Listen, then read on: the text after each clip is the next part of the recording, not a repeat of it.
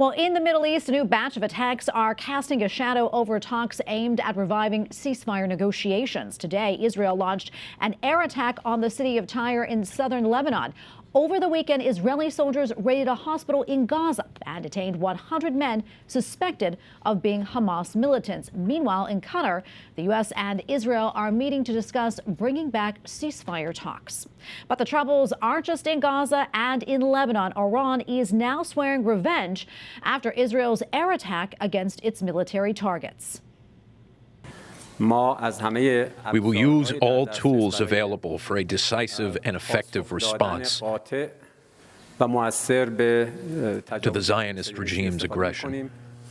The type of our answer will be based off the type of the attack.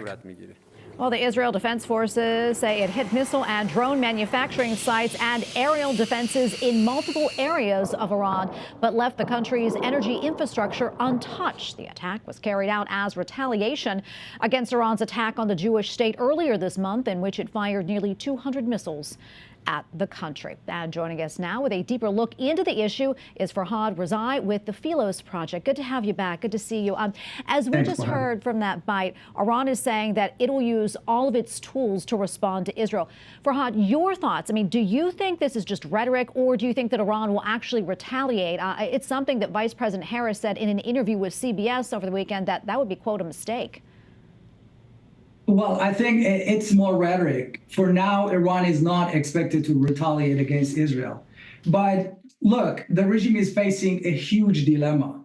If it strikes back at Israel, it could risk making things even worse. At a time when its economy is shaky, its regional proxies are struggling, its military weaknesses are exposed, its legitimacy is down to zero, and also the future of its leadership is uncertain. But if it holds back, it risks looking weak, not just to Israel, but also to its proxies and, more importantly, to political rivals at home. So this is the issue. Inaction could make it, lose even more authority. But a strong response against Israel might put the regime's survival on the line. Farhad, let me ask you this. If they were to attack, what do you think that would look like? We know so far the Iron Dome has been able to fend off missile attacks. Do you think a ground attack would be a tactic that Iran would employ?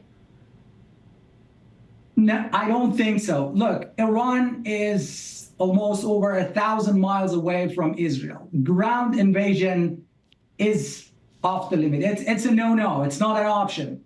But Iran's, its military doctrine has always been, fighting Israel through proxies, through Hezbollah, Hamas, Palestinian Islamic Jihad, and some other terror proxies bordering Israel.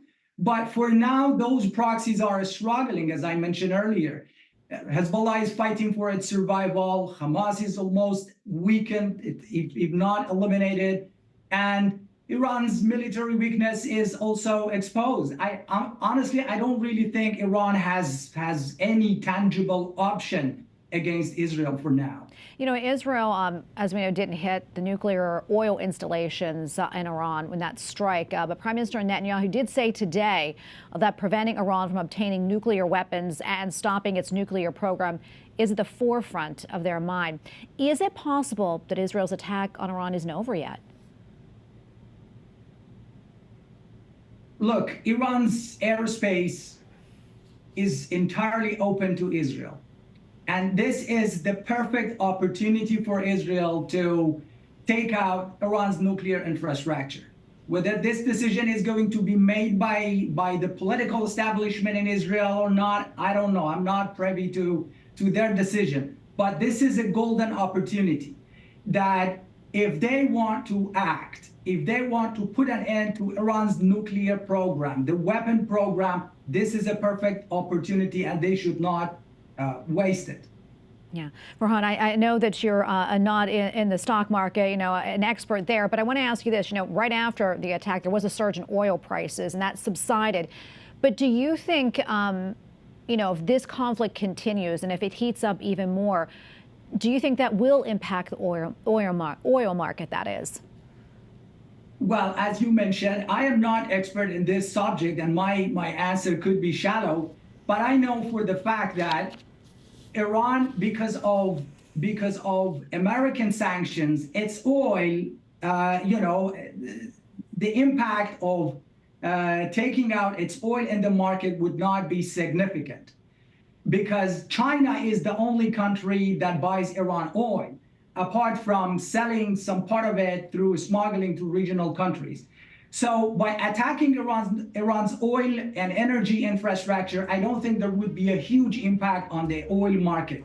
But what may impact the oil market is that in retaliation to any potential Israeli attack on Iran's nuclear infrastructure, Iran may try to attack Saudi oil installations and some other regional oil installations, and that would certainly have an impact on the oil market. Yeah, Farhad, thank you for weighing in. Always appreciate it. Thank you very much for having me.